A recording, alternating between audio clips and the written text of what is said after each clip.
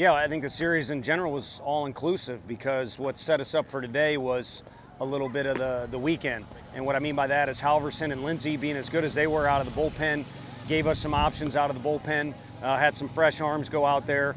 But also our guys, knew if they fought, they'd stay in the game, and also knew, if they keep competing, you'd like to think things would go their way, but it's not that easy. You can get, dejected when you have a close one Friday, game one, and then you expect to come out and kind of answer back, and we certainly did okay, but we didn't answer back. So back and forth series, and I think if you were here, you got your money's worth as a fan.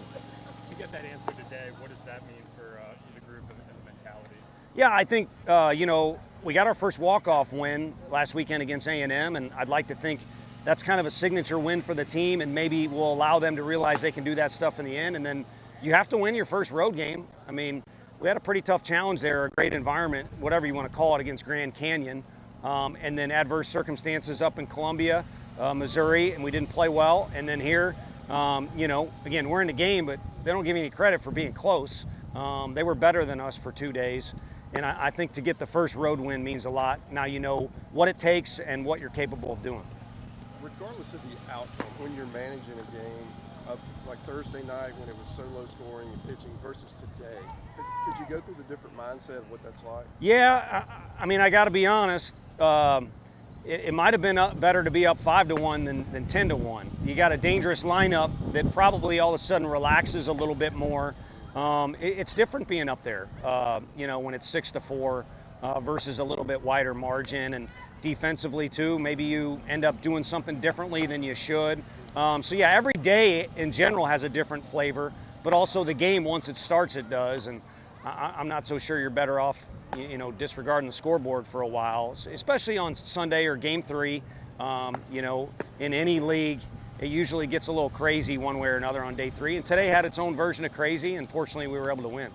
17 hits today. You fought pretty well against really tough pitching the first 2 days. Do you feel like the offense is finding itself? Do you feel like you're getting comfortable with what you've got there? Yeah, you see the arms that we're facing and look at the at-bats. They're incredibly competitive. Obviously, you'd like more production the previous nights, but I would say Herring was the one blip on the radar screen. We knew him, and along with everyone else, recruited the kid. He was lights out last night. Other than that, I'd like to think our guys were in the box as competitive as they are. Again, they execute better the first 2 days, but the guy they ran out there to start the game today isn't that far off from some of the other stuff they got going on. What'd you think of Skeens? Impressive. I think I stand for or speak for a lot of people that say it's surprising what he's doing. Everyone knew how good he was, and then he made a jump. But if you really kind of look at things, when you're making the commitment that an Air Force student is making, you're beat down. Those people sacrifice, not just with all the duties they have, but also in the classroom, how competitive it is. And so when you kind of free up some things and you get some resources dedicated to baseball, it makes sense that he would make the jump that he did. But he was good. I think you see Halvey, Dolander, and that guy throwing one night, and you're a scout or you're covering the game, you got some stuff to write about. It seems like all weekend, almost every guy that took the mound was 95 plus. What's just your reaction to the velo numbers that we're seeing? I almost said it to somebody over there. It's kind of like, we might as well just act like this is 91 or 92 like it was, back in the day. But you got some pretty extraordinary athletes on both sides. You saw a bunch of diving catches in the field. You saw a couple ridiculous plays. I don't know how Maui made that one even close that we reviewed. And then on the mound, it's just because they're not swinging a bat doesn't mean they're not an athlete. So you got some explosive athletes that were competing in this series, and really that's what the league's all about. We saw one of our recruits, signees here, and probably watching out on that field, he realizes he's as talented as anybody in his class, but this is the real deal out here. This is pretty serious stuff. So again, good things for you to write about and good things for scouts to watch, and the fans too. Fans made it a good series. You think because hitters are seeing it so much at that velocity, they can almost think of it as like 90, 91? You sink or swim. Yeah, I don't think you want to think of it that way if you're a hitter and you ask those guys. But you either sink or swim, and you got to figure it out. And now, fortunately, with the TrackMan and stuff like that, guys kind of know what's coming. They can train for it in the cage off all these fancy machines and things like that. But again, I just think today's athlete is in an extraordinary spot. Q, our strength guy, what he's done with some of our guys' bodies and frames, but they're already good athletes, and all these kids have nutritionists and all this stuff. So you're seeing the fruits of all that on the field. When you were playing, what's the most you remember seeing velo-wise? Yeah, I like that you say that. I often say I was a bad player. There's a guy named Kyle Edens from Baylor, and he was a closer, and he would touch 97, maybe a 98, and that was a massive deal, not just in the game, but also in the conference, in the Big 12, that was the Big 12 then. And that was something that stood out extraordinarily. Here, amongst these two teams, I think you got 8 or 9 guys that could do that. So that puts it into a little perspective. But I'm getting older, the athletes are getting better, and again, I did get a hit off that guy, and off Mark Burley too, believe it or not. Those are my only 2 hits.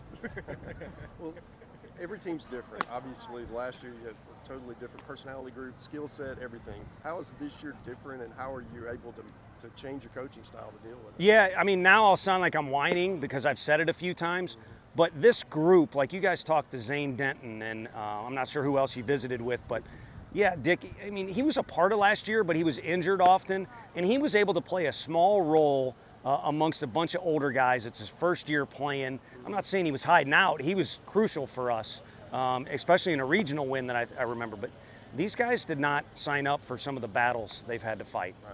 And I could list about 20 of them for you. Maui's in that category, and this game is hard enough. This league is challenging enough.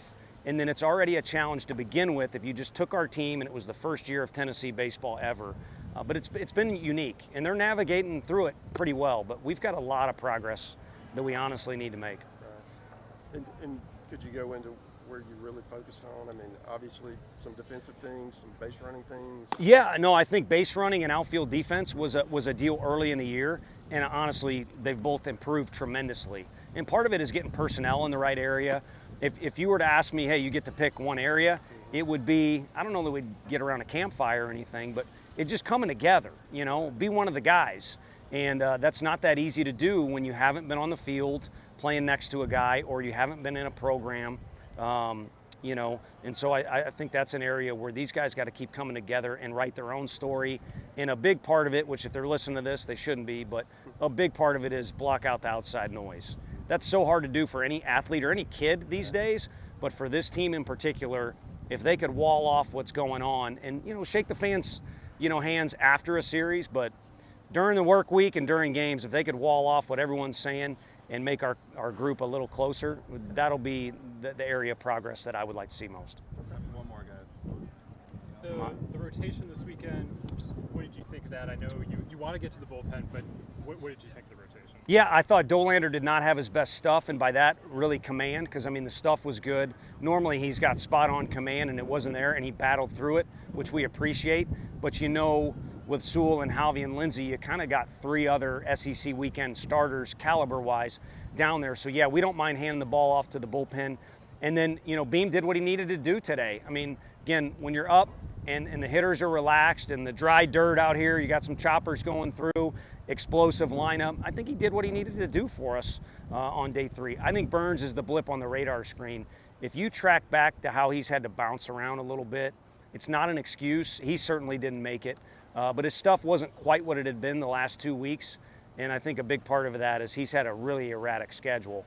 And so I'm sure he's looking for a breather and then get back on pace. And hey, those 6 guys are not the only guys. There's others. So hopefully they all have the mindset. Whenever they decide to give me the ball, I'll take it, because we could do a lot of things differently if we so choose.